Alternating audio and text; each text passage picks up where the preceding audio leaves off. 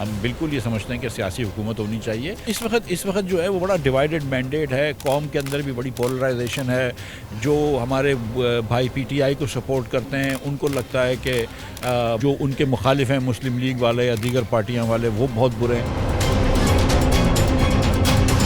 نہیں، میں نہیں سمجھتا کہ ڈار صاحب کی جو سوچ ہے وہ اس وقت موضوع ہے پاکستان کے لیے.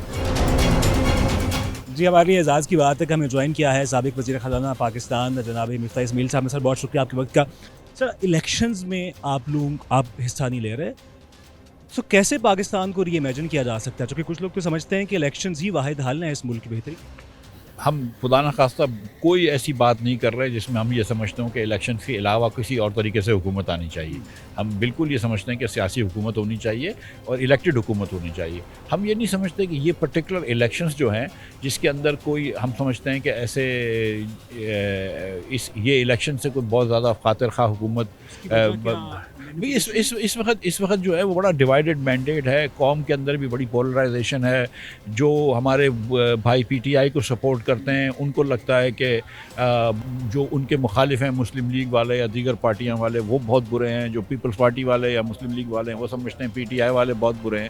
تو اس وقت جو ہے نا وہ ملک ڈائلاگ کی طرف نہیں ہے. تو ہم سمجھتے ہیں کہ اس وقت سیاست سے پولرائزیشن بڑھ رہی ہے. ہم پہلے قوم کو ساتھ لے کے آنا چاہ رہے ہیں، اس کے بعد الیکشنز کو کبھی نہ کبھی دیکھیں گے. لیکن ہماری کوئی ایسی سوچ نہیں ہے کہ جس کے اندر بغیر الیکشن کی حکومت ہونے چاہیے. سر آپ بھی وزیر خزانہ رہے ہیں اور آپ کا اختلاف کنٹینیوسلی رہا ہے اسحاق ڈار صاحب کے ساتھ. لگ رہا ہے کہ شاید وہ پھر سے وزیر خزانہ بن رہے ہیں.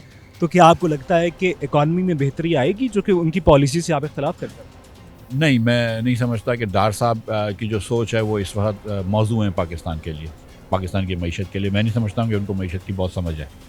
لیکن ایسا لگ رہا ہے کہ وہ وزیر خزانہ بنیں گے. بالکل ایسا لگ رہا ہے، لیکن وہ میں نہیں سمجھتا ہوں کہ ایک اچھی چیز ہوگی پاکستان کی معیشت کے لیے.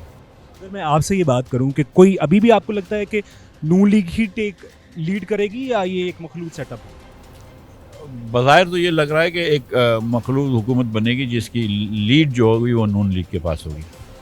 اور جو آج پی ٹی آئی کے ساتھ ہو رہا ہے وہ پہلے جیسے آپ نے اندر بات کی کہ جب وہ اقتدار میں ہوتے ہیں تو وہ ان حلقوں کو مضبوط کرتے ہیں جو کہ آج ان کے ساتھ کر رہے ہیں. تو یہ سیاستدانوں کو اب سمجھ آ نہیں جانی چاہیے. نہیں سمجھ آئی ہے نا.